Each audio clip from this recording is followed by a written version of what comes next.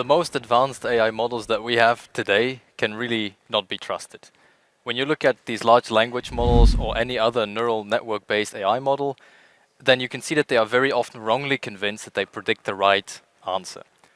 Even more, if you ask these models for explanations, what you get back is often inconsistent, or is full of hallucinations, and or maybe even plainly incorrect.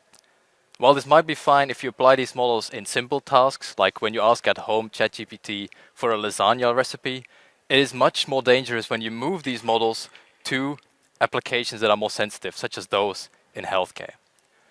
So what do we ideally want? Well, we want to use these very powerful models, but to control them and make them follow the rules that we want them to follow.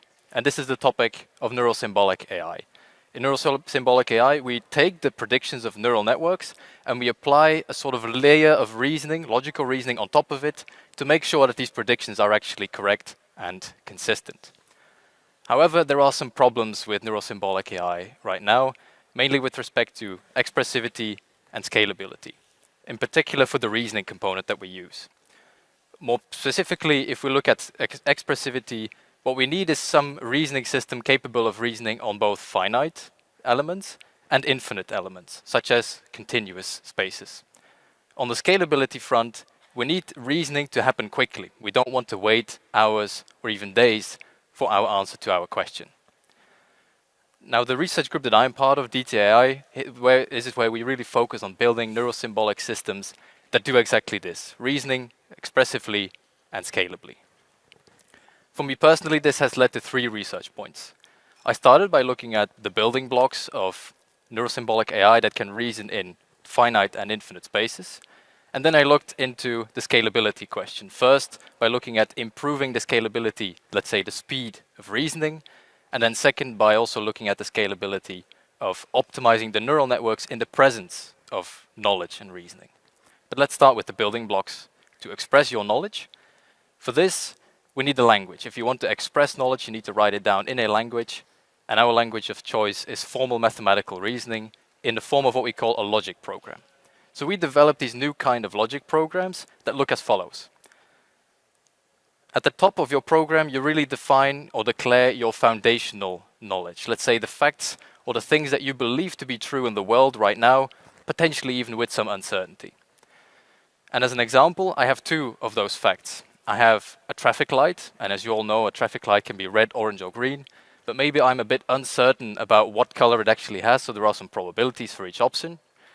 And then as a second fact, we have the speed. The speed is something continuous. It can follow a normal distribution, and maybe this is the speed of an autonomously driving car. In this case, the speed is then also the thing that you want to constrain or make behave following the rules of traffic.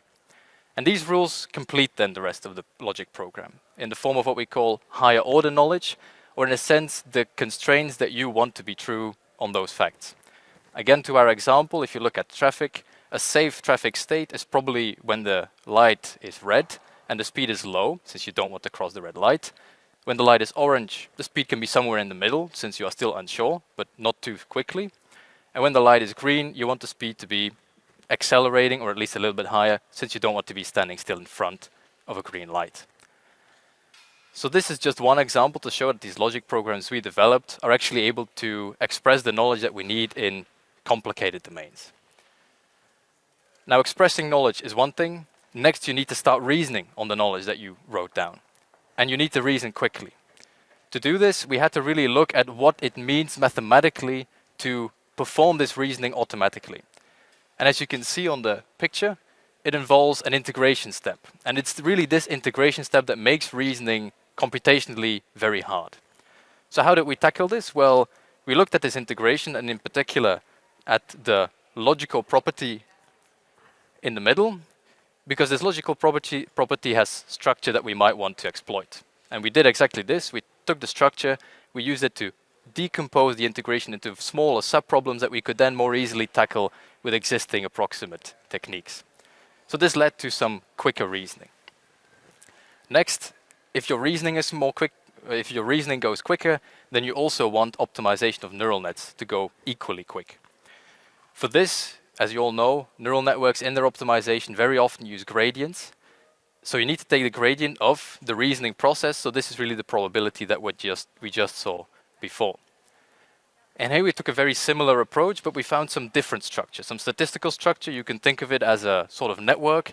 And we computed this gradient through the network in such a way that it again decomposed into a new quantity that led to gradients that have much lower variability. And this then in turn gave a much optimized or much improved optimization procedure. So altogether we have these 3 points of research. And in summary, they really lead to a framework for neurosymbolic AI that can express knowledge in both finite and infinite domains. And this has actually already come in handy in an application that we are currently developing on the Flemish energy grid together with Energyville and Vito. Now, apart from that, the framework can also scale much better than other approaches, but under certain conditions. And this is important to highlight because the scalability does remain one of the big problems in neurosymbolic AI, and we need more methods there. Still, with the scalable reasoning and our scalable gradients, we were able to show in certain cases like object detection and image generation that we are able to enforce the rules that we want to enforce on the neural networks. And of course, in the future, this will only continue such that at some point in the future, hopefully, when you use your LLMs at home, you can really trust them at least a little bit more because of our work in neurosymbolic AI.